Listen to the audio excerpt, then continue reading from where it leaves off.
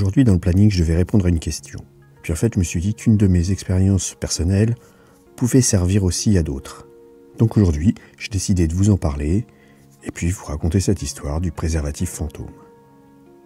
Bonjour à toi, si tu es nouveau, tu es bien sur la chaîne Harmonie Décor, une chaîne qui te parle de sexualité, de couple et des problèmes que tu peux rencontrer dans ta vie intime. Je te suggère de t'abonner à la chaîne, tu peux également mettre un petit pouce bleu si la vidéo te plaît, et à t'abonner à la newsletter sur le site harmoniedécor.fr, tout attaché, pour laquelle tu recevras chaque semaine un complément de l'article de fond qui paraît tous les vendredis. Donc voilà, maintenant revenons à ma petite histoire. Alors, je vais remettre le contexte, j'étais à l'époque plutôt jeune, même plutôt très jeune, je sais pas, je devais avoir 17, 18 ans, et j'étais avec une des premières petites amies qui a vraiment compté pour moi. C'est d'ailleurs avec elle que j'ai eu ma première relation sexuelle. On venait de la voir quelques temps plus tôt. Donc on était tous les deux des novices. Cette histoire se passe un après-midi ou en fin de journée. Nous étions ensemble, j'étais dans la maison de mes parents. Ils étaient absents et on passait un bon moment ensemble. On était donc collés serrés dans mon lit, une personne, et on faisait tendrement l'amour. Tendrement parce que nous étions des passionnés. Je crois que je le suis toujours. Ça a toujours été un de mes traits de caractère. Et donc nous étions l'un dans l'autre, en train de s'embrasser, se caresser, et puis en pleine pénétration. Donc voilà, l'acte se passe, tout va très bien.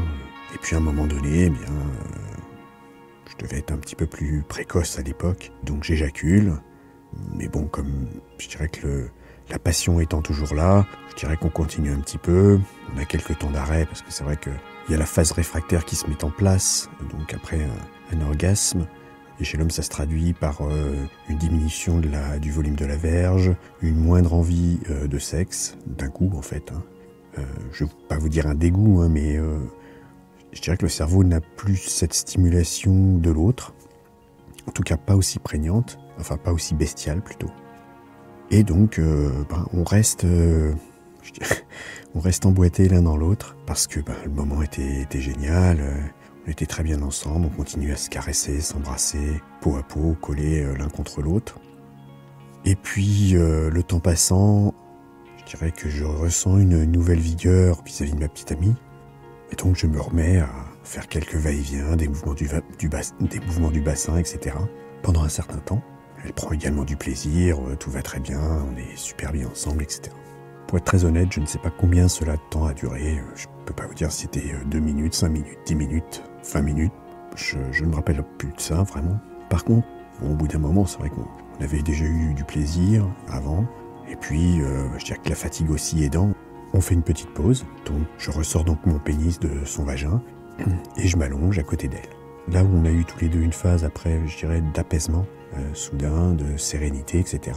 Donc on était très bien, on se faisait des caresses très légères, très douces entre nous. Bon, je suis quelqu'un de très tactile, donc chez moi la caresse est importante, aussi bien donner qu'à recevoir en général. Et puis d'un coup, j'ai eu une impression bizarre, je ne sentais plus entre guillemets le préservatif. Pour les hommes en tout cas, vous savez, le préservatif, une fois que vous l'avez mis quand vous êtes en érection, même quand vous perdez l'érection, le préservatif continue, je dirais, à enserrer la verge. Alors il l'enserre beaucoup moins et il est moins présent, mais on le sent toujours. Le préservatif va pas vraiment s'en aller comme ça d'un coup. Et là, bizarrement, j'ai l'impression que je ne le sens plus. Donc, doucement, un peu discrètement quelque part, je descends ma main vers mon sexe et je touche. Et là, effectivement, il est complètement nu et il n'y a plus de préservatif. Alors là, c'est dans mon cerveau, ça commence à tourner un peu en boucle et je me dis, mais waouh, quand est-ce que je l'ai perdu? Il doit être dans le lit, il doit être quelque part, etc. J'ai mis un peu de temps avant de lui en parler, je ne savais pas trop comment lui dire ça. J'étais un peu gêné à l'époque. À un moment donné, je prends mon courage à deux mains, parce que c'est un peu comme ça qu'il faut avancer dans la vie. À un moment donné, on prend son courage à deux mains. Et je lui dis que j'ai un problème, j'ai perdu le préservatif. Alors elle, tout de suite, elle dit, ça ne l'a pas affolée tout de suite, puisque pour elle, j'avais dû le perdre une fois qu'on était allongés l'un contre l'autre. On commence à chercher comme ça, donc on était dans la pénombre, dans la chambre, et trouve rien, etc. Je dis, bah non, c'est pas possible, il a pas l'air d'être dans le lit. Donc bah, là, elle comprend qu'il peut être en elle quelque part, donc elle s'éloigne et puis je dirais qu'elle se réfugie un peu dans la salle de bain. Et moi, pendant ce temps-là, j'ouvre les volets, je commence à regarder le lit, les draps, etc. Je secoue tout dans tous les sens, et puis je me rends bien à l'évidence que bah non, il n'est pas là. Donc forcément, s'il n'est pas dans le lit, s'il n'est pas dans les draps et qu'il n'est pas sur moi, c'est qu'il est en elle. Et puis je la vois revenir doucement de la salle de bain en me disant que bah, elle avait inséré ses doigts dans son vagin et elle n'avait rien senti.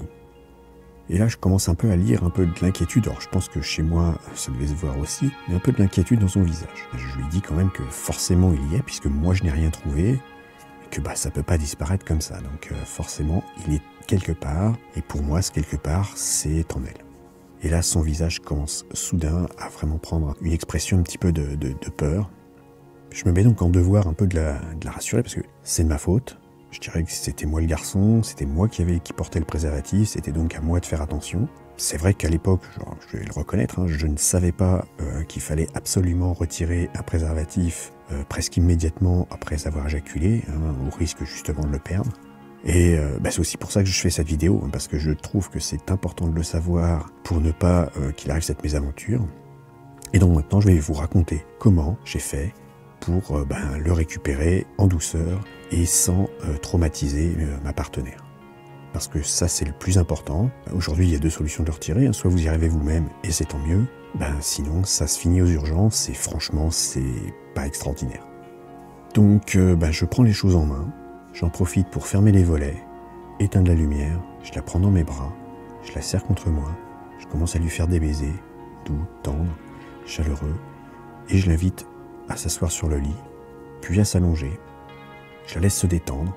Pour ma part, je reste assis à côté du lit et je commence à l'embrasser. Donc un baiser vraiment French kiss, avec la langue et tout, histoire de lui montrer que j'étais là et que j'étais là pour elle. Donc de ma main libre, je m'aventure vers son entrejambe et de l'autre main, je la serre contre moi en fait pour garder ce contact et pour garder le côté je suis là pour t'aider et j'ai pas envie de te laisser tomber. Et puis pour qu'elle se sente en confiance et détendue. Je dirais que c'était presque nos premières fois à nous deux et une mésaventure comme ça, c'est pas évident à gérer. Donc j'étends la main, j'arrive doucement vers ses cuisses et son entrejambe et donc de la main, je lui indique qu'il faut qu'elle écarte les cuisses un petit peu pour que je puisse accéder à l'entrée du vagin. Donc de ma main libre, je commence à rentrer un doigt à l'intérieur pour essayer de voir si je peux récupérer ce maudit préservatif. Je vais vous révéler un de mes secrets, je ne veux pas dire honteux parce que je m'en fiche complètement, mais j'ai des petits doigts, ça a toujours été comme ça, c'est un peu bizarre. Donc j'ai pas des très grands doigts, des très longs doigts. Donc j'ai pris le doigt le plus long pour l'explorer. Et malgré ça, une fois que je suis arrivé... en plus, c'était assez facile, on venait de faire l'amour, donc elle était parfaitement lubrifiée. Je dirais qu'il n'y a pas eu de souci de pénétration du doigt. Et quand j'étais au maximum, j'ai senti sur le bout du doigt, mais vraiment c'était limite perceptible, j'ai commencé à sentir le bord du préservatif. Donc déjà, quelque part, j'étais rassuré, je me suis dit, c'est bon, je peux le récupérer.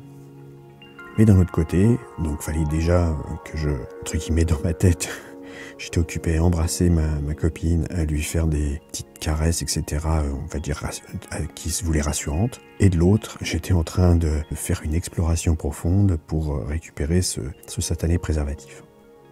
Donc voyant qu'avec un seul doigt, de toute façon, je ne pourrais pas le récupérer puisque j'arrivais tout juste à l'attraper, j'ai donc décidé d'insérer donc 2 doigts pour pouvoir faire une sorte de pince et pouvoir essayer de l'accrocher.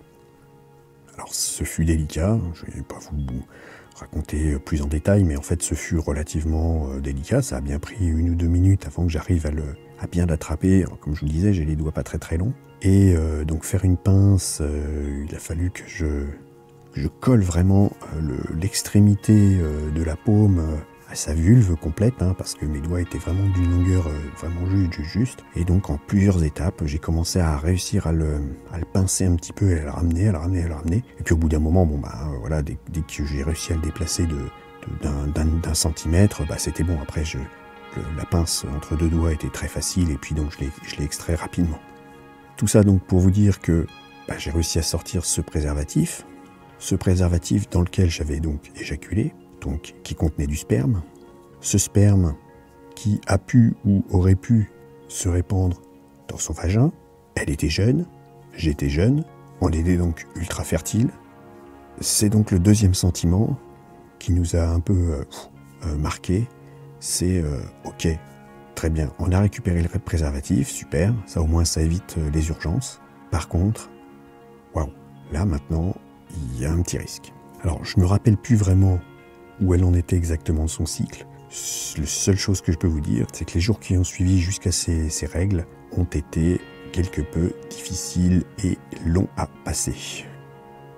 Donc je voulais vous donner ce témoignage, déjà pour vous apprendre, si vous ne le savez pas, et vous dire et vous rappeler que quand on met un préservatif et qu'on éjacule dedans, on doit donc se retirer assez rapidement, donc avant que la verge rentre en état de décroissance, au risque de le perdre rapidement, parce que là, en fait, il y a deux phénomènes. Déjà, il y a le volume de la verge qui va diminuer, premier phénomène, et deuxième phénomène, le sperme dans le préservatif va faire un petit peu comme un lubrifiant finalement supplémentaire, puisque déjà le sperme est en lui-même en tout cas le liquide séminal est un lubrifiant naturel, va bien lubrifier l'intérieur du préservatif, ce qui fait que donc, s'il y a un petit peu de mou entre le diamètre du préservatif et le diamètre du pénis, et avec ce lubrifiant supplémentaire, on est dans une parfaite condition pour que tout glisse bien et donc que le préservatif saute très facilement.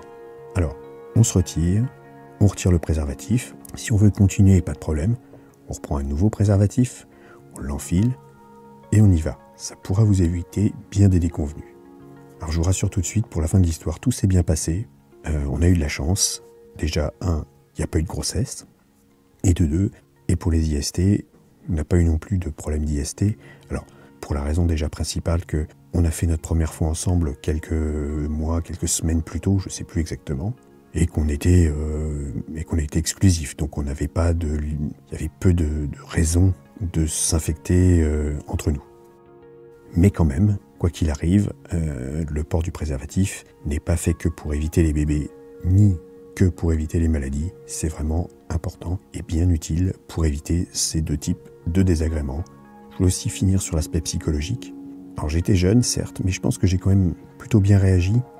J'ai évité donc une panique folle en restant tous les deux complètement quoi et en se demandant ce qu'on allait faire. J'ai pris les choses en main, je les rassurais. Je pense que c'est le plus important, c'est de rassurer les personnes avec qui on est. Le plus important, c'est de parler aux gens, c'est d'être à côté d'eux. Je suis assez fier de moi, j'ai plutôt bien réagi. Je pense que je l'ai bien aidé à se détendre.